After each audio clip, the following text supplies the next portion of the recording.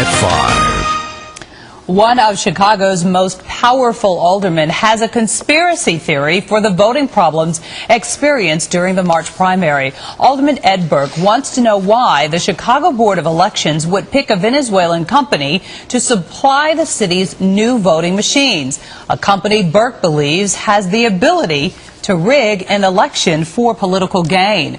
Good evening, everybody. I'm Cheryl Burton. I'm Alan Kraszewski. Ron's off tonight. Now, both the voting machine company and the Board of Elections are calling Alderman Burke's suggestion of a conspiracy absurd.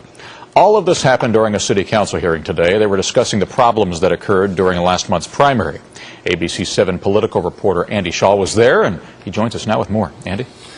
Alan and Cheryl, Alderman Ed Burke's Finance Committee took a long, hard look at the companies connected to the new voting machines that contributed to the vote counting problems on primary election night. And the result was a wild city council hearing where Burke actually said the problems may be part of an international conspiracy led by the president of Venezuela, who's engaged in a war of words with the Bush administration.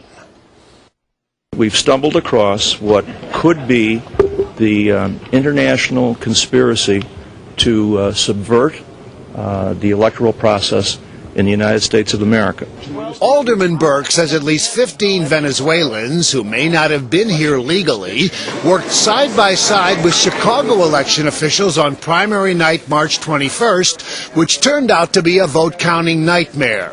And Burke says the fiasco may have been politically motivated because the president of Venezuela, Hugo Chavez, is considered an enemy of the United States and may be connected to a Venezuelan company that owns a U.S. firm that provided Chicago and Cook County with the new voting machines that contributed to the election night problems. I don't know how anybody could hire a company that's ownership is hidden in the Curacao Islands and traces its roots to Venezuela, where they've already been involved with the dictator of Venezuela, who Secretary of Defense Rumsfeld says is an enemy of the United States. But according to city election officials and the company that provided the new equipment, the Venezuelans were offering technical assistance, not tabulating the votes, and the conspiracy theory is over the top. The ability of Hugo Chavez to be manipulating the vote in Chicago is impossible. We have enough redundant security measures in place to protect the accuracy of the vote. There were times when some screws were not as tight as they should have been.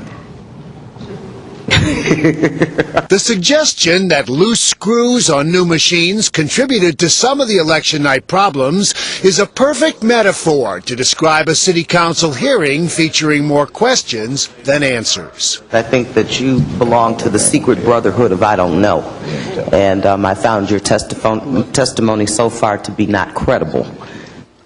Despite all of the criticism, the president of the voting machine company said a post-election inspection of 1,000 machines uncovered only 3 mechanical problems. So most of the tabulating delays, in his opinion, were human errors. But the company is promising a new set of more user-friendly machines by November. And city election officials are promising a better job of training election judges and checking out the machines in advance. It is, however, probably too late to change companies. And the machine makers, Sequoia of California and its Venezuelan parent, Smartmatic, will probably get paid eventually. They're still owed $16 million from a contract with the city and the county. The hearing almost as wild as the election. We haven't got a reaction from Hugo Chavez yet. No, not yet. But if one comes this way, we'll translate it from Spanish and tell you about it. Thank you, Andy. All right, Chicago politics. Thank you. 2 men now